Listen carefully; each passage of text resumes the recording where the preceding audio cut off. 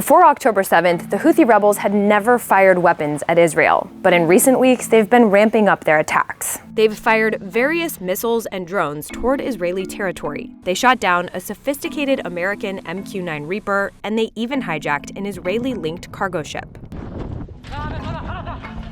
These attacks have earned the Houthis praise from Hamas, and leaders are pledging even more of them. So, who is the Houthi rebel group in Yemen, and what threats does it pose in the Middle East? The Houthis, also known as Ansar Allah, or Supporters of God, are an Islamist militant group in Yemen. And like Hamas and Hezbollah, they have backing from Iran. Some experts I talked to say that the West has underestimated just how reckless and dangerous the group can be. This is their flag, which you see flown at all kinds of Houthi rallies and events. It's on fighters, at funerals, and in parades. It echoes the group's slogan: God is the greatest, death to America, death to Israel, curse the Jews, victory to Islam. Houthi supporters often chant this at their rallies, and they're also known to champion the Palestinian flag and cause. Unlike Hamas, which says it belongs to the Sunni branch of Islam, the Houthis practice a form of Shia Islam more similar to Iran. But scholars say the Houthis and Hamas are aligned because they share a similar hardline ideology and a desire to destroy Israel. And both groups have become politically powerful in their respective regions. The Houthis have been around for decades, but their rise to prominence goes back to 2014. That's when its fighters seized Yemen's capital and forced the internationally recognized government out of power. That sparked a bloody civil war that morphed into a proxy war, with Saudi Arabia launching a campaign against the Houthis and Iran backing them. This war has absolutely devastated Yemen. More than 150,000 people have died.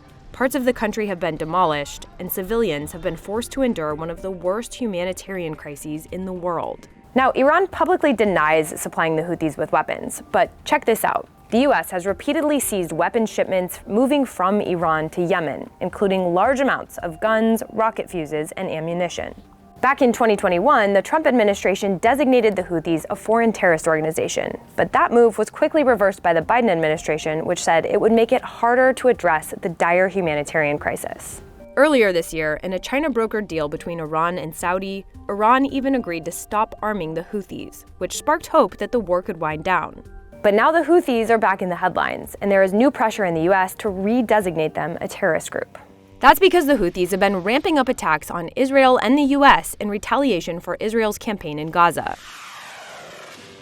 The U.S. says its ships have neutralized Houthi attacks in the Red Sea, and Israel says it has used its Arrow defense system to intercept missiles fired at its territory.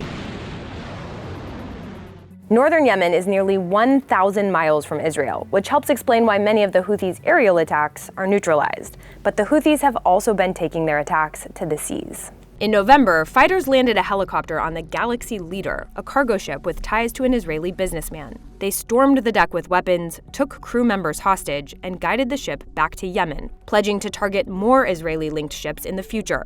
Experts say the Houthis are likely to keep mounting these attacks, and that October 7th has given them an opening to follow through on their anti-Israel position. And they'll keep attacking even if it complicates efforts to end Yemen's deadly civil war, because as one scholar put it, these events give the Houthis even more legitimacy in Iran's so-called axis of resistance.